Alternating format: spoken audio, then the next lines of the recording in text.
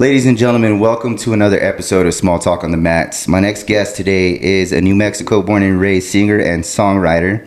She's also broken into the entertainment industry as an actress, showing up in films and TV series such as Army of the Dead, Roswell, and Big Sky, just to name a few. Her songs have been on rotation on the local radio stations. That's pretty cool. And you can catch her performing live around the city. As a matter of fact, we'll see when this episode comes out, but she'll be performing tonight. Ladies and gentlemen, without further ado, love Jazlyn. Hi, thank you so much. My heart is pounding. I'm so excited. Yeah, I'm excited too. Yeah, it's good to have you on. Like I said, it's my job here to get local artists out and, you know, get your name out in the spotlight and stuff. So I wanted to bring you on board and get you thrown on there. So thank you. Yeah. You ready? Yeah, I think so. Cool.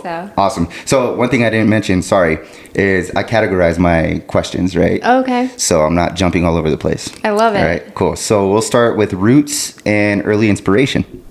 So growing up in New Mexico, how did your environment and culture shape your sound and artistry today?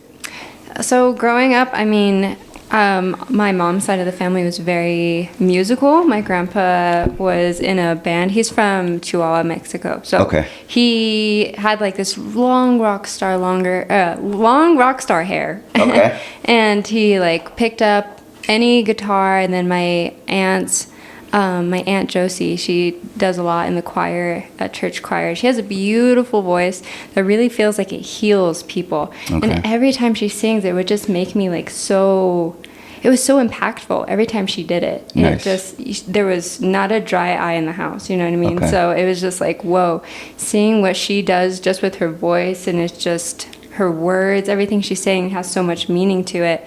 And so growing up with the really tight musical family that were so supportive too of little me singing Twinkle Twinkle Little Star to, you know, learning just about anything. I would sing like Selena growing up, and then oh, nice. I'm the worst though. I don't speak Spanish, so but just growing up, and they just pushed me to do anything that I felt like. If I was picking up a keyboard, they'd be like, okay, let's see what that's about, or just I don't know. Okay. A lot of jumping around. All right. Cool. So tight family, music since you were born pretty much. Yeah. And you were just kind of like, it just navigated your path naturally into it. Naturally, yeah. And then my dad, my dad's brother, my uncle, he would make this little studio in the closet. So he'd have like the foam in there. And I still remember the haunting lyrics of the song I sang when I was like 10. It was so terrible. But it was so crazy how much they believed in me. Like it really fueled, I had so much doubt in myself, and my family never had doubts. Okay. So thus making me feel more like I can do it. Okay. So there was just every angles. Is my dad's side like, I don't know if like music really comes from them, you know. I think it's more like my mom's side, but yeah, there was music coming from every corner. It was wonderful. I'm so grateful. Got you. All right. That's good. Music's good for the soul. It is. What's your earliest memory of singing or realizing music was your passion? That's a great question, because, I mean, I'm trying to think of my own memory that is my own, because my mom, she says the first words I sang was happy birthday. Mm-hmm. Like, those are my first, was just singing. But I feel like I had this realization more so, and I say this a lot in like every interview, but the Naked Brothers Band on Nickelodeon, that show really inspired me, because they were 10-year-olds doing music, going on tour. I know it was a show, but it kind of ended up being so real, because they're musicians now to this day, like Alex and Nat Wolff.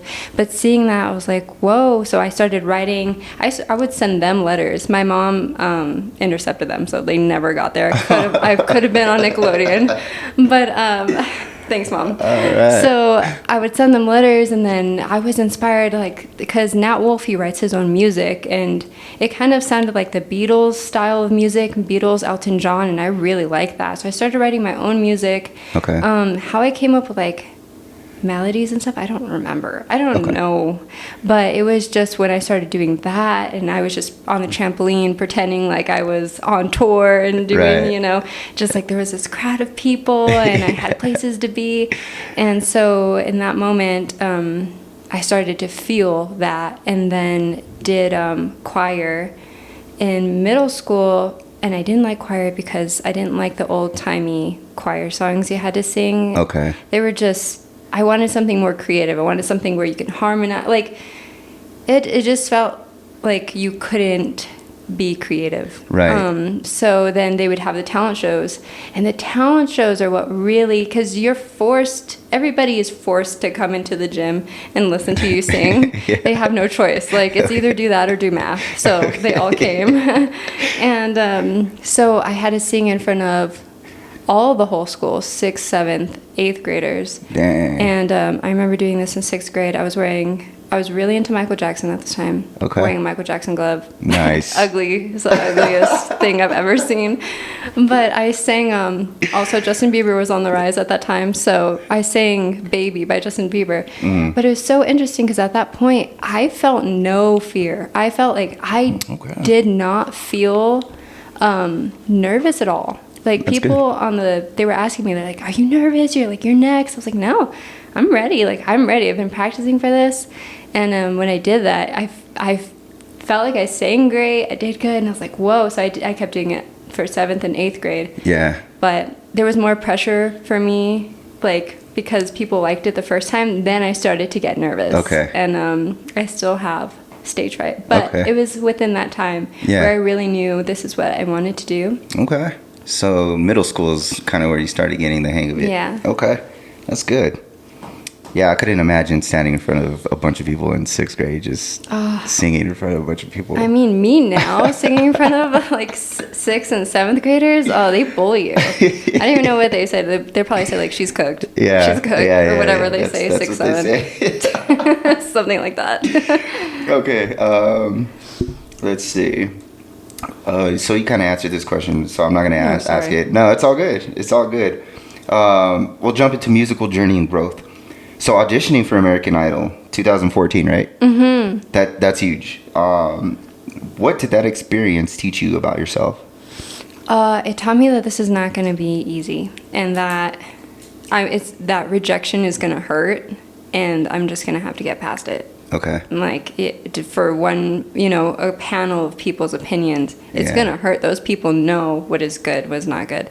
And so you just have to get past that opinion and that judgment.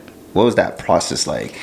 Of like going through American Idol. Yeah. So, man, it was so long ago. I was still in high school, I think. Yeah. So my parents had to sign me up, and I don't remember how they did that or how they saw that, but we ended up going to Santa Fe because it was in Santa Fe. This is also when American Idol was like, this is the last American Idol ever. American Idol is going to be like this. It's a series finale. And I was like, whoa, this is a sign. I have to go. So we went to Santa Fe.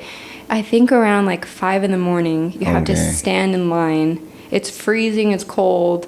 There's lines and lines of people. There's like everybody with their whole stories. They've got an application you have to fill out, and you kind of have to say like your upbringing and what, why you stand out, why you're different. And I'm going to be honest, I don't really have like a, for lack of a better word, like a sob story. Like life is, 2014, it was pretty good. So I didn't really have much to put on there, which I felt kind of frustrated. I was like, I don't know, I'm still growing up. Yeah. So you have to fill out this form, and they give you, it's cool because they give you like an American Idol number, like you see, and then,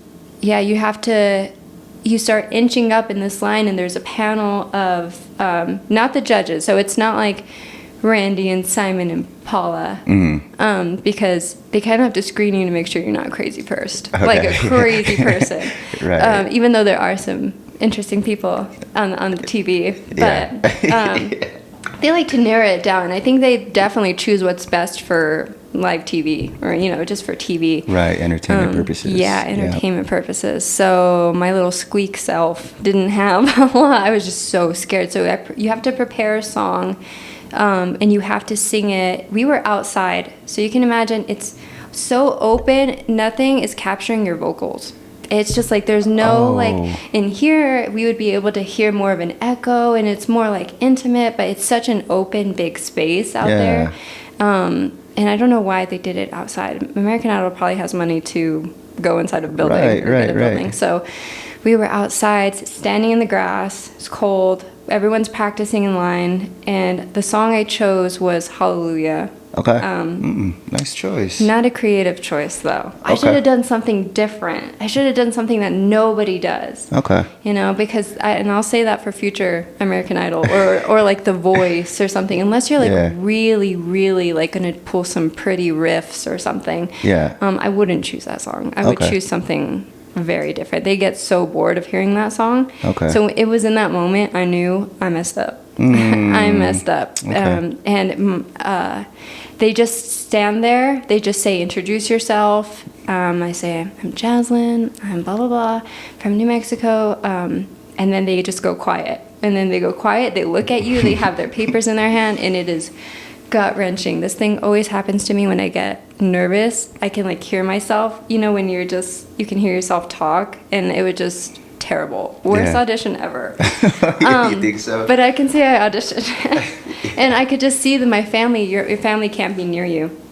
So they stood to far enough distance that I can see them, and they had their signs like, go Jazz. Yeah. And it was very sweet, and they tell you right there and then if you'll move on to the next stage. Yeah. I think there's like one more stage you have to go through, and then you can go to meet the judges. Yeah. And it was so long ago, I can't really remember exactly what they said, but all I know is that they said no, and I went back walking to my family. I was like, I'm not going to cry. I'm not going to cry. And it was hard because that's a big, American Idol is huge, and everyone feels like they have this chance to do it, and I thought I did, and it was the last series, like the end of it. Like, no more American Idol, and I just felt like I missed my shot, and it really crushed me for a moment. I'm sure it did. Yeah, for a while. Yeah, that's a big platform. So, I mean, being like that, even in front of the panel like that, like without the judges and stuff like that, it's just... Yeah, just a bunch of cold faces. Just like everyone's just cold. Yeah. Everyone's like, oh, okay, we know. Right. And there was like a person in a hot dog suit who got in. It's just like, you have to be silly, and you could be silly and a bad singer and you'll get in. That's crazy. So, yeah. I had no singing techniques either at that time, you know. Okay. Like nothing. I was just here shooting my shot. My grandpa says I'm good. Okay. I'm good enough for American Idol. Gotcha. Okay. Yeah.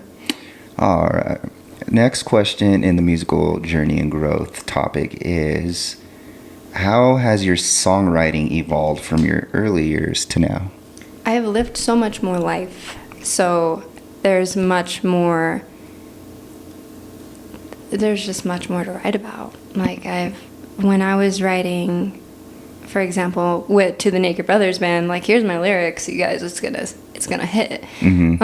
I didn't even know what I was talking about. Like, man, I got grounded, so sad. I didn't eat my dinner, so I had to go to bed or something. What was I singing about? So I didn't even. It's painful to look back, but I always keep those just in case, for sure, to see the growth. But now it's more just I can structure it a lot more, like verse, hook, bridge. Like now I'm aware of how I need to do it, especially for radio. You have to, what I'm learning is you have to structure it the right way. Yeah. The more people I'm starting to talk to you and get to know, I'm like, oh, I actually didn't know that. I didn't know anything like that. So with my songwriting now, as I've had more time to explore and go on adventures and meet new people, and have to unfortunately meet people who I wish I'd never met.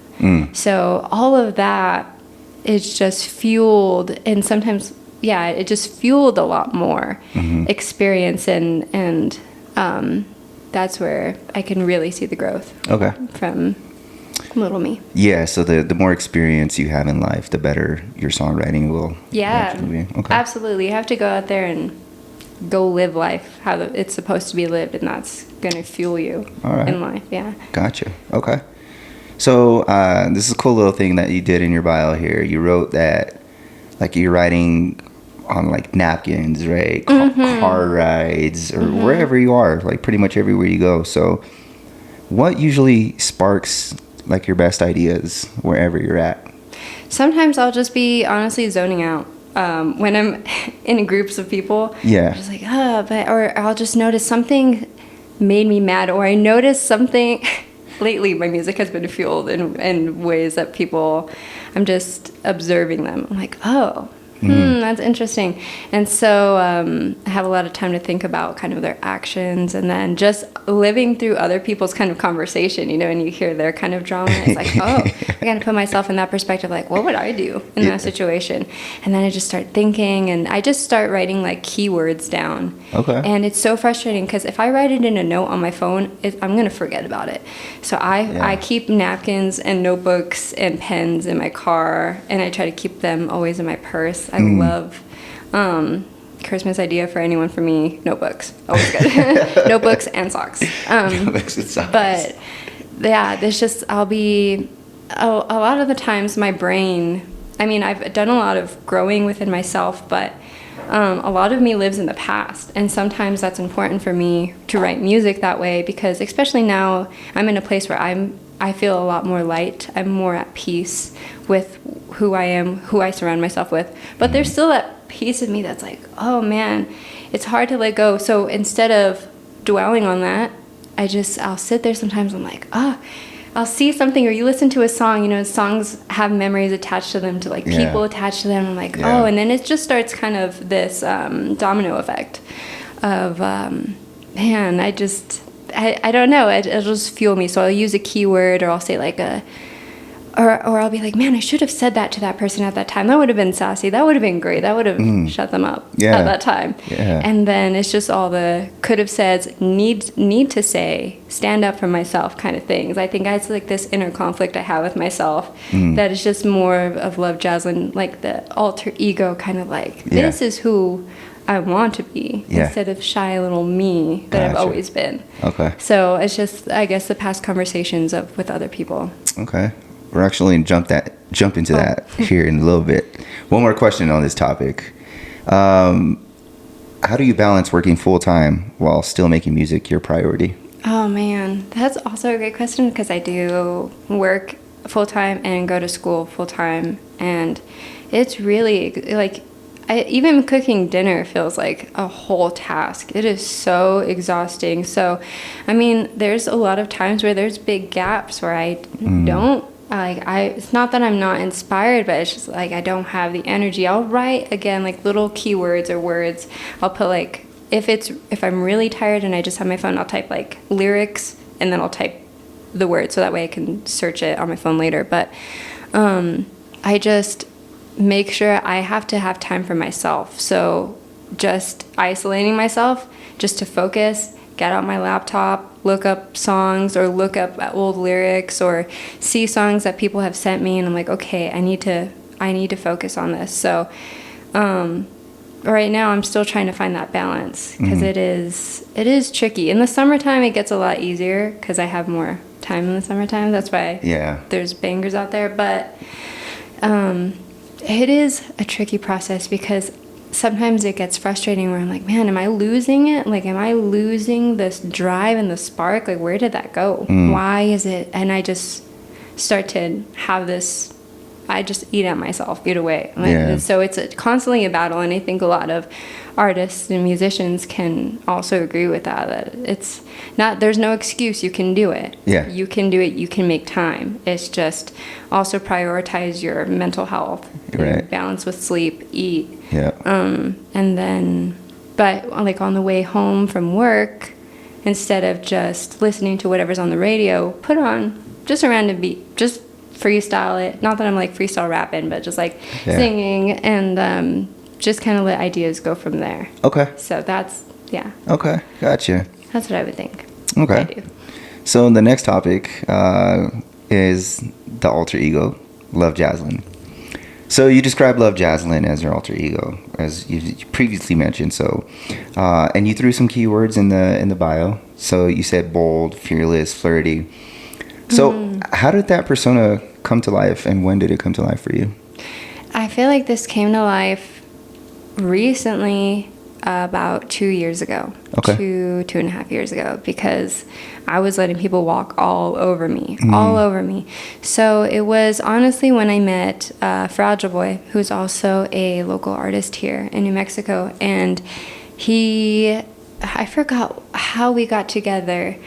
I think he reached out to me or something of the sort. Oh yeah, he reached out to me and said, somebody recommended you to me to do a song together. Let's do a song together. Sweet. And the song was still like flirty and a love song. And then we talked more and he heard my voice and I was showing him other songs I had that were just on the sidelines, like in my own private, privateness. And we hung out and he played this like beat of the song. He's like, I want you to kind of he gave me ideas of what I should write about. He's like, I'm going to give you homework. Here's your homework. Yeah. Go home, listen to this song. I want it to be empowering, like girl boss, kind of you own it. And I was like, that's a challenge for me.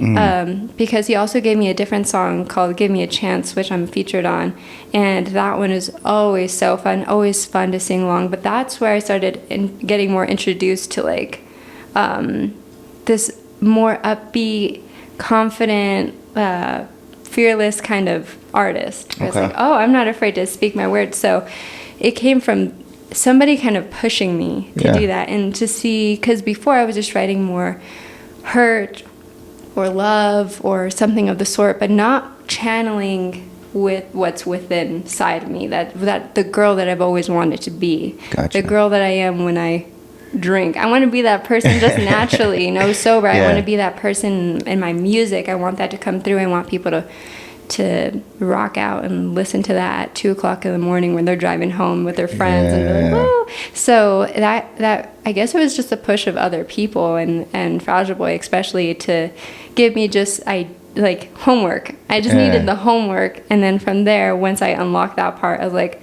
okay, I got this now. Yeah. So it pushed out this whole other side of you that was wanting to break out. It was there, and I think we've all had like the quote unquote rebellious side of ourselves, where we've made mistakes and we've been crazy and wild, and and part of us, sometimes I feel like misses that, or we think we do. We romanticize that part of ourselves. So I think it's music that I need to hear too, where I'm like, okay, yes, I'm beautiful, I'm strong, I can do this, like I'm capable of that. I don't need anybody else's anything. I can do it. So it's kind of just me speaking to me to own it. All right. Own it. So that's awesome. Yeah. Okay. Cool little story behind that. Okay.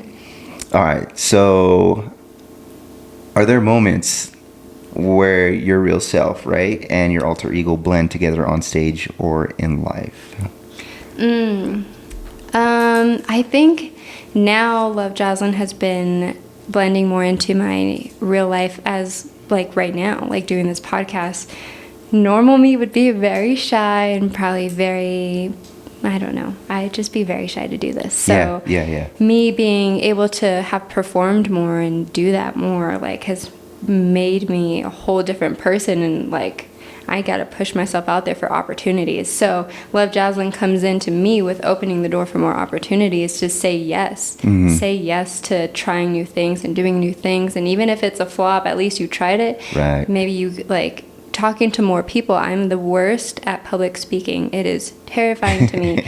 So terrifying. So Love Jazlyn comes out on stage, or just Jazlyn comes out on stage, because I'll still feel my heart pound, and you're looking at all these people who are like, who is this person? Why are they going to impress me? What is so special about this person? So it's that anxiety self of my normal self, and the other side having to, it's like good and evil, like, okay, not evil. Love Jazlyn is good too, but just like you have to persevere and go and do it. So I need both to just balance out a normal, work life. Can't have the other alter ego there. Right. So, okay. But yeah, she helps me just be out there more, because I can't live in this tucked in life if I want to pursue the dream that I've always wanted. Gotcha. So. Okay.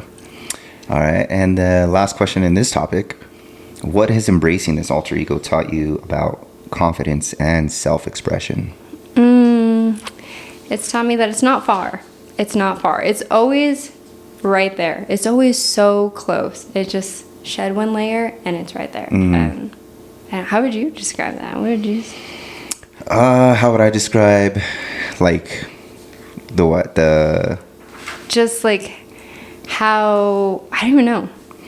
So confidence and self-expression. Okay, so it's funny you asked that. I don't know if you knew this about me or not, but back in the day, I was a rapper too. I was a hip hop artist, like way back in the day. Really? Yeah. And so I started at 13. I started writing at 13. I have mixtapes out. They're somewhere out on the internet, right? Really? Yeah, music Someone do a deep videos. dive. But no, so that's why I'm soaking in a lot of this, because it's bringing back like memories too of everything that I'm asking you. But so, and I had when I was coming up with a name for myself, I had so many names, and I went through like 3-4 names, and it just didn't feel right to me. So ultimately, I just stuck to my last name, like no first name, just my last name. And whenever I hit that like stage, or whenever I'm in the booth or whatever, I was just always like, yeah, this is me stepping into here. This is Tagle. Like my last name's Tagle. So like, this is Tagle stepping in here. This is me giving this is the life that I live, right? But yeah, so you asking that, like the self-expression, the confidence and stuff like that. Every time I think I've only performed at the Launchpad a couple times. Oh, that's fun. Yeah. So like every time I got on the stage, you know, I had the nervousness too. I had, you know, like, oh shit, look at all these people staring at me kind of thing, right? It's nerve-wracking for sure. But as soon as like that beat starts, it's just like it all goes away. Right. You hold that mic to the mouth, and you're just like, it's gone. You have to lock in. Yeah, you have exactly. no choice. That's the perfect word. Is just lock in, right? Yeah, you have to. So yeah, I think the nerves go away as soon as like you lock in. That's just the perfect way to describe it. Yeah, so. Absolutely. Also, I may say, like, finding a name is hard.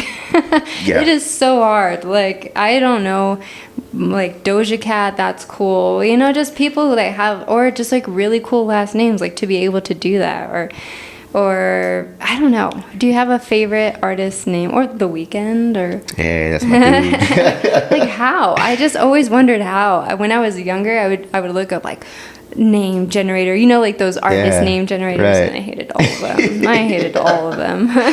No, so check this out. One of my first names, my very, very, very first name, like when I was 13, is so stupid. Oh no. It was Contagious with a K. Oh.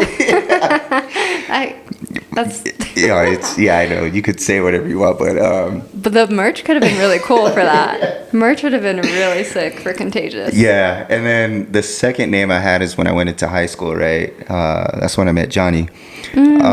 So my second name, I got rid of Contagious because I thought it was just blah, right? Muhammad Ali at that time was my favorite fighter, right? Like I was inspired by him. I looked up to, because I was also in mixed martial arts. So I was like, what can I name myself? So Oh no. This is so stupid. I named myself Baby Ali. So it was So it was Baby Ali, and then I scrubbed that after a couple of years, and I just went to Tagle. I was like, fuck it, I'm just gonna go like this path right here. I really like that at the end of the day. Yeah, so that was my little history, but yeah, you'll see them out there somewhere. You'll see some songs out there somewhere, but yeah, I'll just send them to me. Yeah, okay. Or I'll have Johnny show me them. Yeah, I'm sure he still has some of that. What's up, everybody? This podcast is brought to you and sponsored by the Rock Family Therapy. Not every battle is fought in combat. Some are fought in silence, in your head, in your home, or behind the mask you wear every day. At the Rock Family Therapy, they stand with those who fight to rise again. Veterans, first responders, parents, or anyone carrying the weight of trauma, loss, or stress. This isn't just talk therapy. It's rebuilding from the inside out. It's mental conditioning for life. A place to reset, refocus, and rise stronger. Whether your uniform is military, professional, or just the armor you put on to make it through the day. If you're ready to face what's been holding you back, they're ready for you. call or text 505-336-0238 or email r.villy@therockfamilytherapy.com or visit therockfamilytherapy.com, because warriors come in many forms and every warrior needs a rock. What's up, everybody? This podcast is sponsored and brought to you by Toehold. As you know, I've been a longtime customer and supporter of Toehold. I'll give you 3 reasons why I love this company. 1 is because they're huge supporters of veterans, law enforcement, and first responders. 2nd reason is because everything is American made with integrity as it should be. And 3rd reason is because they have the best customer service that you'll ever receive with timely responses. Now, their main focus is flip-flops that'll last you a lifetime, but they also sell caps, shirts, rash guards, wallets, you name it. One of my favorite ethically sourced exotic leathers here is Murder Hippo flip-flops. We got stingray, elephant, crocodile, and if you don't want an exotic leather, you got different options on vegetable tan leather with stamps and colors. And going to the wallets here, we got zebra, we got stingray, we got John Wayne style minimalist wallet, and then going to the key fobs. So guys, go show your support. You have so many options with different exotic leathers. Go show your support for AG and Toehold. Tell them I sent you. Thank you. Peace out. All right. So musical influences and style. So you grew up listening to everything from country, classic rock, hip hop, R&B. How did all those genres together show up in your music? How do they show up in your music right now, like today? So I mean, it's really lyric based. Like Amy Winehouse, she has a lot of like it's so heavy in her voice where you can hear through every word, and it's so, you have to kind of deconstruct it a little bit, what she's saying. I'm still getting there with writing is like, you can always improve in writing in your lyrics, but as for like sound, I sometimes hear myself singing with a little country twang, which I'm like, wow, should I transition one day into country twang? Like, it's fun. It's just so fun. So just pulling, like, country has a lot of storytelling too. At least, I don't know about the new country now. I can't. There's a few country singers I like now. Yeah. But like George Strait back in the day, and just the way everything was said, it was so slow and melodic, and everything hit, and you can. And as a kid, I'm just sitting in the back seat listening, like, whoa, I don't have to see a music video for this. I can see it in my head. So I think that plays a lot into my songs. Where if I'm like Run and Tuesday are story, like real life experiences that happened to me, and I feel like I'm very descriptive, but also kind of like they have to interpret it and what they think that means too. And I like just storytelling a lot, and I think that's where I find the most fun in that. So I got that from all the genres of music growing up. Okay. Yeah, storytelling is huge, right? Because I know some people that in the past that I've spoken to, they listen to the music just for the beat. And I'm like, they don't listen to the lyrics, which gets me. I'm like, why? Like, they're telling a story. They're telling experiences. They're telling their life. And you're just listening to the beat. Yeah. Like, it makes me wonder what else they're paying attention to in life. But they probably shouldn't be driving. You guys probably shouldn't. Yeah. If you had to describe your sound in 3 words, what would they be? If I had to describe my songs, myself, your sound, my sound, your music sound. I had to just Wow, I should have prepared myself for this. I mean, I guess I would just say the same, like flirtatious, confident, fun. For right now, I mean, in this stage of life, and the music that I have coming out that I'm planning for this year, it is that. It's more in the realm of those kinds of descriptive words. Yeah, for sure. Yeah, and I'm sure down the road, a few years down the road, it's going to change every year. It's going to change, right? Yeah. As you grow as an artist. Yeah. So right now I'm just popping more into a lot of, I'm really excited for summer like performances, summer vibes. This is kind of where I'm planning right now. Good. So I would say fun, lighthearted. All right. Like super. Sweet. Okay. Yeah. So which artist or song made you think, I want to do this for the rest of my life? Okay, so if I'm going to a song that I've done right now with Harder and being able to perform that and see the effect and the fun that people have, I would say Harder. And then doing that and performing that and having that song on the radio. And, you know, that makes me want to keep living for that and keep doing that. That felt so good. That felt like success in my eyes. Okay. So if I can continue to do that, like just the feeling and the thrill of that felt really good. But also back to the Etta James. The Etta James, she released a song. It was so heartfelt. It felt so good. And I just watched like the documentary of her life and seeing what she does. And I'm like, wow, like how she just put everything into her heart and soul into music. And just like things like that are inspiring to me. And I don't see any other desire in life than to create music. That is what I'm meant to do on this earth, is to make music. Yeah. Okay. So kind of hard to pinpoint. Yeah. There's a lot of, because you've already named like a lot of artists and stuff throughout this podcast. So Name drop. yeah, it's a lot. It's a lot. Performance and milestones. That's the next topic here. So what did it mean to you to hear your songs played on 101.3 The Hustle? I cried. Yeah. It meant a lot Yeah. because I always wanted that. I always felt like a dream. Because, you know, when you listen to the radio, especially when you're younger, you hear like Miley Cyrus like having her song on the radio, then she's doing a radio interview, being like, yeah, this is what I did in this song. It's like, whoa, I want to be in that room with those people talking about my song and why it's out there and what that meant to me. Yeah. And so it meant a lot to do that interview with AB on 101.3, and it was so cool. Me and my family got together, got a cake, and it says I'm on the radio, and we just had like a little listening party, and it That's was awesome. so cool. And I was thinking in that moment, like things like this, I think when you get to a certain part in people's music career, when they get there, they kind of don't take, they take that for granted. Yeah. It's like those little milestones don't mean anything to them anymore, and I don't want to lose sight of that. I always want stuff like this to matter, because it does, because these are all the accomplishments in my life that,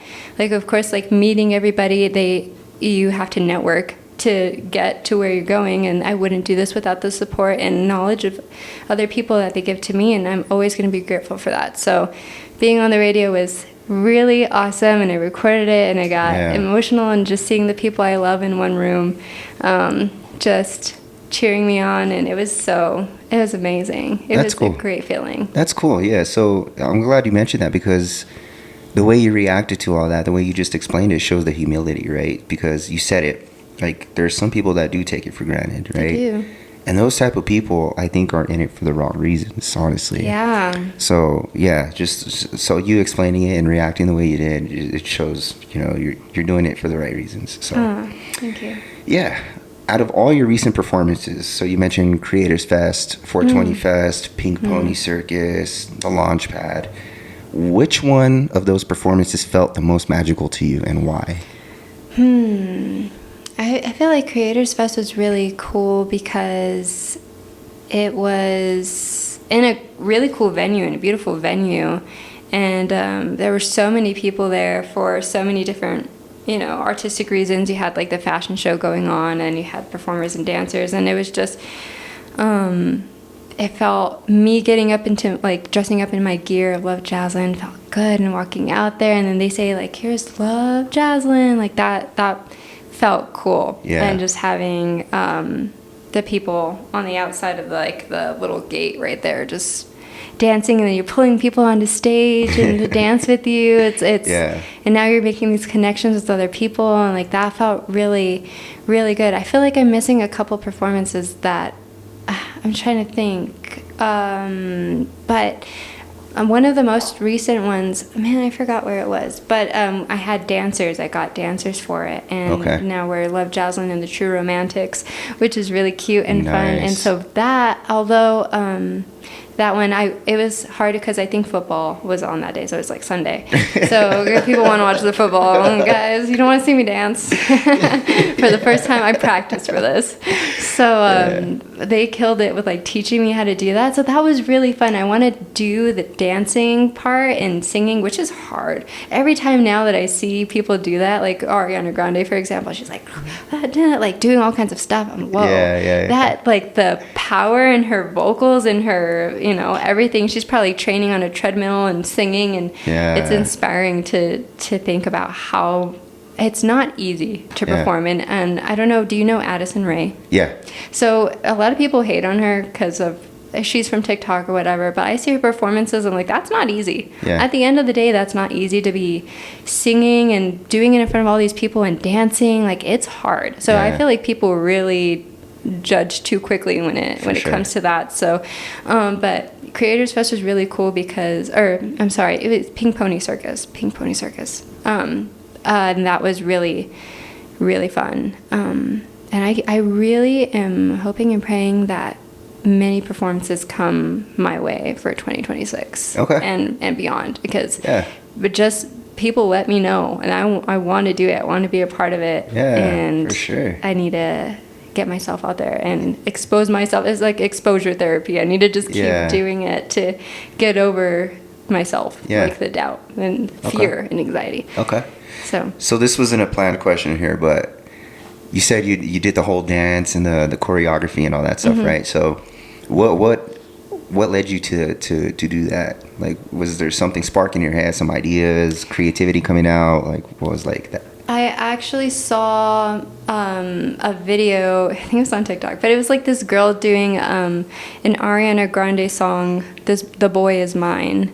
And it was for her talent show or something, and it was in high school or something of the sort, and she just looked really cool. I was like, what? Props to, I wish I knew who she was, but she looked really, really good. And I was like, man, what do I need to do to up my stage presence? Because me just being on there, honestly, people are visual creatures and they need to see something, and their attention span is, sometimes it's of a goldfish. So sometimes we need to get people to lock their eyes in and see because it's hard and I'm sure you've experienced this, like at Launchpad, like, or just other places of performing, where you start seeing those people walk away in a low key, like you can't let it hurt you, but it kind of does sometimes. It's like, what did I do? Why are you gonna go get a drink right now? You can't wait. You can't wait a little bit. So how can I pull in the audience, and what can I do to just keep it along? Something every year, every month, every week, I should be learning something that's going to improve myself as an artist. So, and I think it was cool. It brought a lot. It made the stage feel a lot more full. And I have the best dance team that had so much patience for me. Because one, it's really hard to rely on people. I will say that. It's hard, not my dancers, but to get more people in, it's hard. So to depend on people is tricky, and some part of me almost didn't want dancers, because it's like you get in this mindset where you're like, I can just do it by myself. I'll do it by myself. I can do it. I just let me do it because I can get it done right away. But sometimes you need a team. You need a team when you're, especially in music. Like, whether you like it or not, you do. So getting them in, and like they spent their late nights, because they're full-time college students too, and they're doing their own projects, and having the time working in the dance studio and doing that. And I was like, can we do it again? Can we do it again? They're like, yes. And so all that hard work, once we got on the stage, I was like, yes, this is cool. This is fun. Like, I'm so excited for people to see, and we're going to be bringing that back this summer too. Awesome. With hopefully a couple more dancers. Good. Okay. Yeah, that's what I was going to ask you, if you plan on doing that again. But yes. Yeah. I don't want to forget the dances either. So sometimes I just do them in my mirror. Okay. Yeah. Luckily they made it kind of simple for me, and they're down there like rolling on the floor and stuff. Like, yes, they're hot. Okay. Cool. That's awesome. All right. How has streaming your music publicly since 2024 changed your connection with your audience? It's honestly learning. I'm going to be honest. Learning how to publicly put my music out there. I know it shouldn't be that complicated, but it's a little tricky. Just as of today, DistroKid gave me a message saying that my music got flagged because of AI streaming. Oh, shit. But I'm not I'm not paying any platforms or anything to stream my music. I think my mom's listening to it on repeat all day at work. And I text her about it. I said, Mom, I love you, but I think this is flagging them. I think it's giving them red flags. So it's like I'm learning, but it's again investing in yourself. You have to invest in yourself for these streams to happen. You can't just sit there and expect that they're just going to come.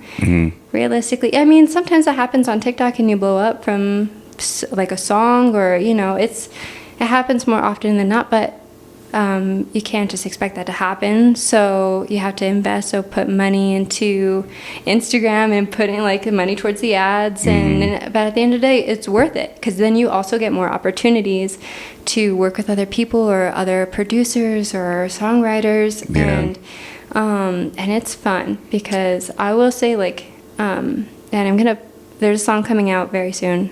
And I'm going to put a lot of money towards ads for that, because I think it deserves so much love. Okay. It deserves so much love. So I don't know if people give other people a hard time for putting money towards like your ads or reels or stuff like that, but you have to do it. Yeah. I think it's a necessary thing for yourself, your business, When I first started putting out music 2 years ago, and the first song I ever dropped, I would look at that every single day. I would look at the streams and see how many people were like listening to it, and it made my heart like fluster. I was like, oh, this is so cool. I asked Alexa, I was like, Alexa, play Tuesday by Love Jazlyn, and she would do it. I was like, oh my god, that's Alexa awesome. can play my music. Like all these little things, it makes me the happiest person ever. I'm really just like a very happy person, but in general, so that was awesome. That was so cool. And people send me screenshots of like them listening to their music, or my friend, he was like, I just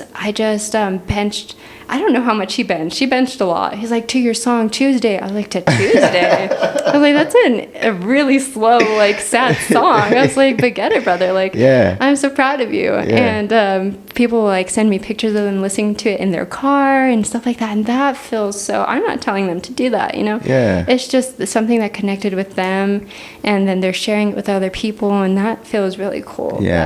That and I've heard some people like talk to their friends and they're like, she's okay. I'm like, you probably shouldn't be friends with them anymore. We need supportive people. That's pretty cool. That must be a good feeling, I'm sure. It is, we'll jump into acting and entertainment. Ooh. All right, cool. So you've been in major projects, right? We mentioned them at the beginning in your intro, but like Army of the Dead, Roswell, things like that. So how does acting feed into your artistry as a musician? It's having to become this character. It's a character, and that's what I would do for background, for Netflix and stuff, and the other places. That you have to get dressed up. You have to, they tell you, okay, so you're going to be in this setting. You're going to be a Western. I think one time I was like a Western hooker. Sorry, my dad was also on that set. I was like, great. But like whatever your role is, you are that.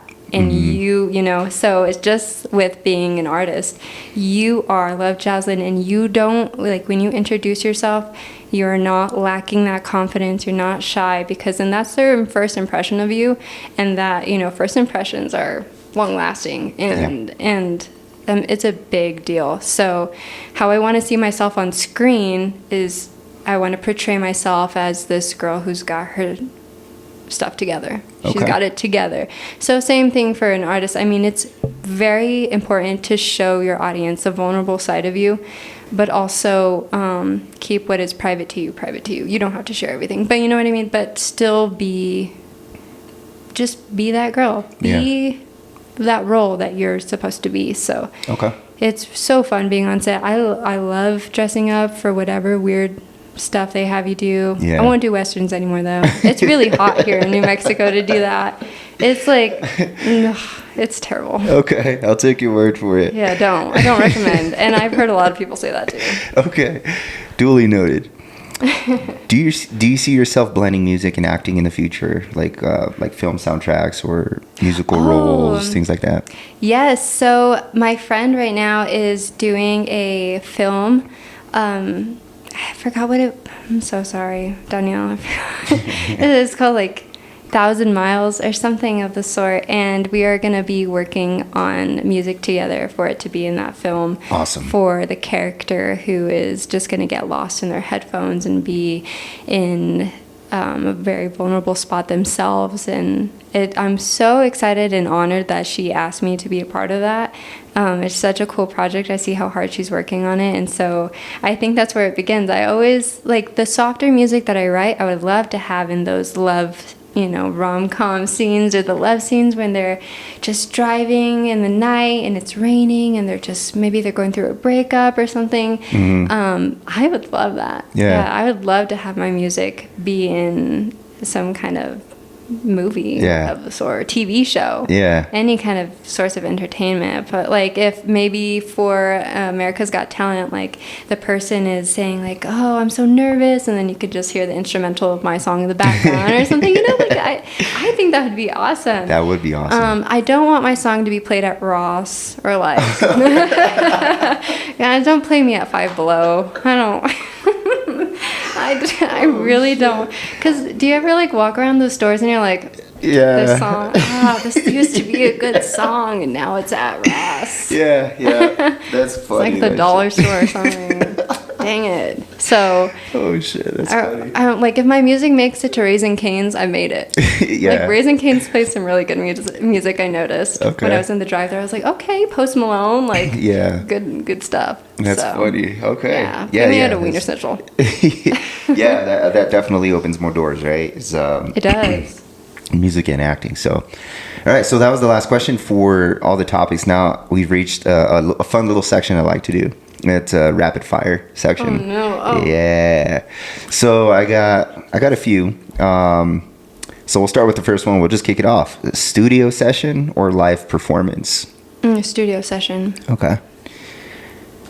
Writing lyrics or writing melodies? Writing lyrics. Okay. Where is your favorite place in Albuquerque to get inspired? Wow.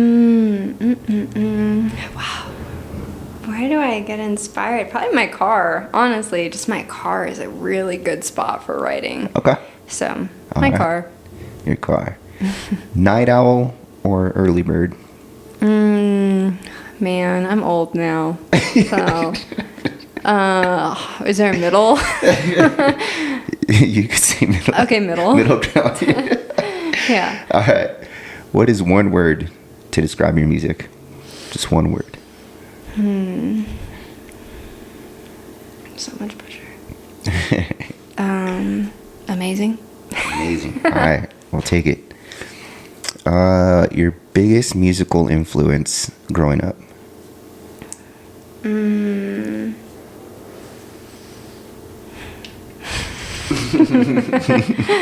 Al Green. Okay. I'm so tired of being. That's a good choice.